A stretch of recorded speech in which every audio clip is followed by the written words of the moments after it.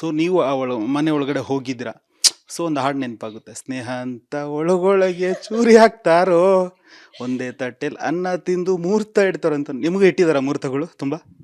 C ಅಲ್ಲಿ ಸ್ನೇಹ ಅಂತ ಒಳಗೊಳಗೆ ಸ್ಕೆಚ್ ಅದು ಯಾಕೆ ಹಂಗಾಗುತ್ತೆ ಗೊತ್ತಾ? ಅಲ್ಲಿ ಎಲ್ಲ ಏನೋ ನಾವು ಹಿಂಗ್ ಮಾಡಬೇಕು, ಆ ನೆಗೆಟಿವ್ ಸ್ಪ್ರೆಡ್ ಮಾಡಬೇಕು, ಒಬ್ರೊಬ್ರ ಜೊತೆ ಜಗಳ ಮಾಡಬೇಕು ಅನ್ನೋದು ಯಾರ ಇಂಟೆನ್ಷನು ಇರಲ್ಲ. ಬಟ್ ಸಿಚುವೇಶನ್ಸ್ ಆ ಥರ ಕ್ರಿಯೇಟ್ ಆಗುತ್ತೆ ಅಲ್ಲಿ. ಈಗ ನಾಮಿನೇಟ್ ಮಾಡಲೇಬೇಕಾಗತ್ತೆ. ಈಗ ನಾನು ನೀವು ಫ್ರೆಂಡ್, ಬಟ್ ನಿಮ್ಮ ತಪ್ಪನ್ನ ನಾನು ಹೇಳಲೇಬೇಕಾಗತ್ತೆ. ನಾಮಿನೇಟ್ ಮಾಡ್ಬೇಕು, ಕಳಪೆ ಕೊಡಬೇಕು.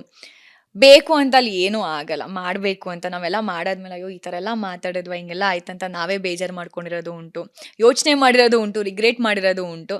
ಬಿಗ್ ಬಾಸ್ ಮನೆ ಏನೂ ಮಾಡೋಕ್ಕಾಗಲ್ಲ, ಅಲ್ಲಿ ಶುಗರ್ ಕೋಟ್ ಏನೂ ಮಾಡೋಕ್ಕಲ್ಲ. ಇರೋದನ್ನ ನೇರವಾಗಿ ಹೇಳ್ತಾ ಇರಬೇಕು. ಆವಾಗಲೇ ಆಡಿಯನ್ಸ್ಗೂ ನಾವು ಇಷ್ಟ ಆಗೋದು, ನಮ್ಮನ್ನು ಸಪೋರ್ಟ್ ಮಾಡ್ತಿರ್ತಾರೆ. ಜರ್ನಿ ಇಲ್ಲಿ ತನಕ ಕಂಟಿನ್ಯೂ ಆಗುತ್ತೆ.